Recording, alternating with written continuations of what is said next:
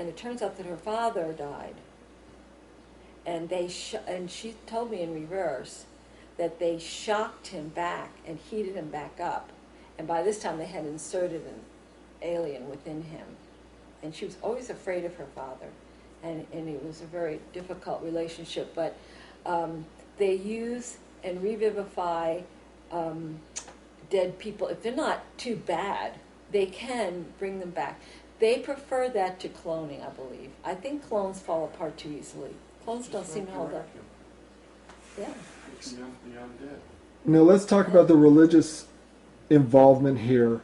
Religions, you say, were set up to give us a reason to fight, and the reptilians have created this sinner mentality. Mm-hmm. And why did they do that? Well, because it gives them an excuse to punish, torture, and they use the idea of well, it's like the people who they send into the lower astral. They were convinced that they were sinners, and that's why they're there, and that's why they're getting this bad treatment. So does a person's belief system upon their death play a role in where they end up after? Yes, I believe that's true. And so if they program us to have a certain belief structure, and they believe that they're sinners and they're not worthy, they're going to end up in the lower astral and end up being food for the reptilians. I think that's how it works, yes. How is that? You say the Catholic Church is heavily infested with reptilians, mm-hmm. and the Catholic Church agenda and the reptilian agenda coincide, and that pedophilia is part of that whole scenario too. Correct, yes. Elaborate more on the Catholic Church's involvement. Well, I think when you have a power structure that controls huge masses of people, that's a reptilian agenda there, whether it's government or religious. Now you've got, the Catholic Church controls the lives of many, many people, but also can set up the sin, hell, purgatory scenarios so that then, if you are a sinner and you die, then okay, you expect that you're going to suffer, and they're glad to help you out with that. They also, again, I think with the priests and all, they are, a lot of them are seeded, and then that's where pedophilia and child abuse and all those things come into play. Are you familiar with Salvador Freixedo, the Jesuit priest who showed up at the first UFO Congress that Wendell held here in Tucson?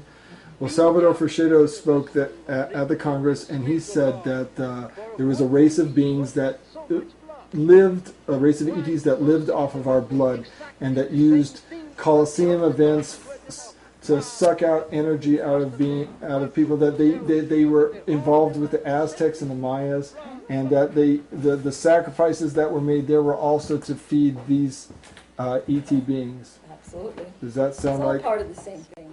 The humans, most of the humans are of no threat to them. The humans, for the most part, they see as retarded, and they just see them as food.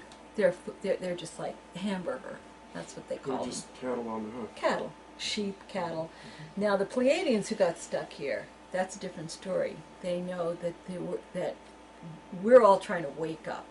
We're the ones who are doing this on these websites, trying to figure things out. Even if they get channeled into something very religious, it's usually just always trying to question what is going on here, whereas other people just, they're at the ball game or the mall or the, whatever. It's just like in the Matrix. It's just like Morpheus trying to explain the Matrix to Neo, right? It's like most people, this is a prison, and most people don't realize it, right? Mm-hmm. Yeah. But it's like there's some of us that it's like a splinter in the mind. That something's wrong here. Something doesn't work about this place.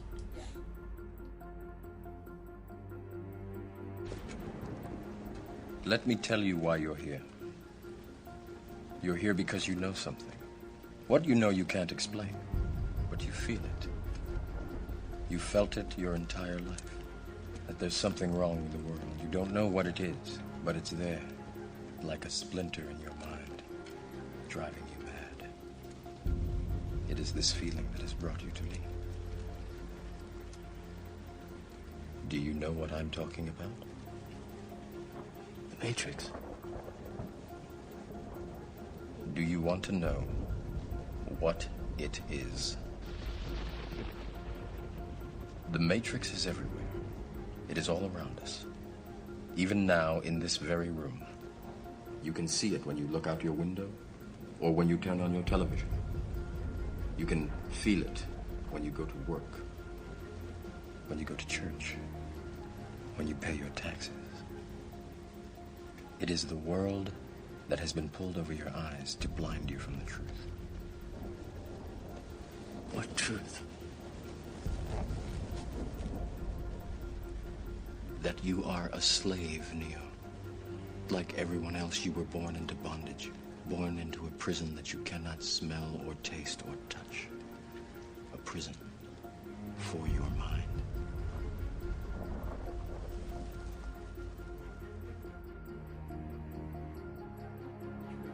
The Creator is furious with this reptilian race, which has looted, raped, and murdered, and set themselves up as God.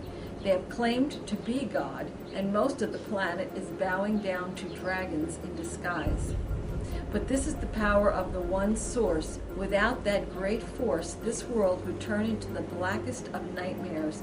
I have heard what this race had in store for us. Microchips, prison camps, slavery, a constant food source, while they donned their true bodies, changed our environment, and walked the earth as lords and masters.